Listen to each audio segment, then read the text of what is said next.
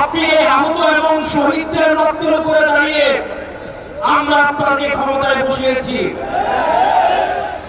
আমরা আপনার কাছে কোনো অনুরোধ করছি না, আমরা কোনো দাবি করছি না, আমরা আমাদের সিদ্ধান্ত জানিয়ে দিচ্ছি, আওয়ামী লীগকে নিষিদ্ধ করতে হবে।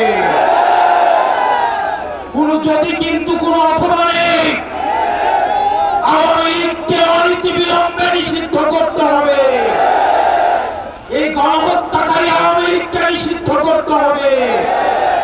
আপনারা সকলে প্রত্যক্ষ করেছেন 2008 সালের পিলখানা হত্যাকাণ্ডের মধ্য দিয়ে, 2013 সালের শাপলা হত্যাকাণ্ডের মধ্য দিয়ে, 2018 কোটা সংস্কার আন্দোলনে ছাত্রদের দমন পীড়নের মধ্য দিয়ে, নিরাপদ সড়ক আন্দোলনের সময় আমাদের কচি যেই বাচ্চারা আছে, আমাদের যেই ছাত্ররা আছে, তাদেরকে নিপীড়নের মধ্য দিয়ে আমরা দেখেছি এখানে আওয়ামী লীগ সরকার তার স্বৈরাচারী দখল প্রতিষ্ঠিত করেছিল এবং এই প্রত্যেকটা বিষয়ের বিচার আমাদেরকে আদায় করতে হবে।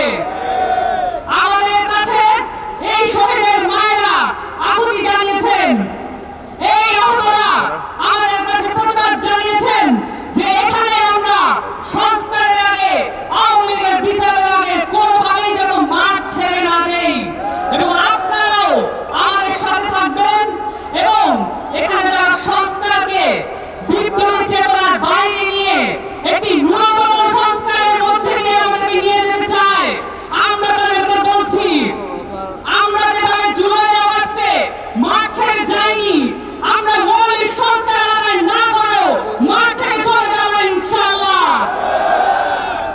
আপনাদের সকলকে বিপ্লবী অভিনন্দন এবং যেখানেই যখনই আওয়ামী লীগের নেতাকর্মীদের আপনারা দেখবেন, যেখানে যখনই আওয়ামী লীগের মিছিল আপনারা অনুষ্ঠিত হতে দেখবেন, তাদের সাথে আপনারা এক রকমের প্রতিবাদ অবশ্যই করবেন এবং পুলিশের কাছে আপনারা সোপর্দ করবেন। আপনাদের কাছে বিপ্লবী আহ্বান জানিয়ে রাখলাম, এদেশে আর কোনোদিন আওয়ামী লীগ রাজনীতি করতে পারবে না।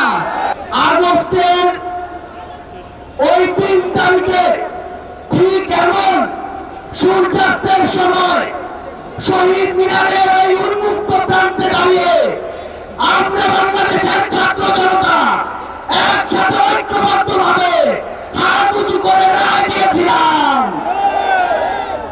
ঠিক তখন থেকে আজ 9 মাস পরে 2025 সালের মে মাসের এই 2 তারিখে এই বাইতুল মোকাররমের সামনে বাংলাদেশের ছাত্র জনতা আবারও হাত উঁচু করে ঐক্যবদ্ধভাবে রায় দিবে।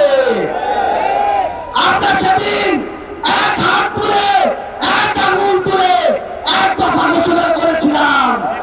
আজকে আমরা এখানে ঐক্যবদ্ধ মুষ্টিবদ্ধ হাত উঁচু করব। আমরা সবাই মুষ্টিবদ্ধ হাত উঁচু করব। এই আওয়ামী লীগ পিলখানা হত্যাকাণ্ড ঘটিয়েছে কিনা, এই আওয়ামী লীগ শাপলা হত্যাকাণ্ড ঘটিয়েছে কিনা, এই আওয়ামী লীগ জুলাই গণহত্যা ঘটিয়েছে কিনা, এই আওয়ামী লীগ 13,000-এর অধিক ভাইকে শহীদ করেছে কিনা, তাহলে এই আওয়ামী লীগ খুনিদের দল কিনা? খুনিরা কি এই বাংলাদেশে রাজনীতি করতে পারবে?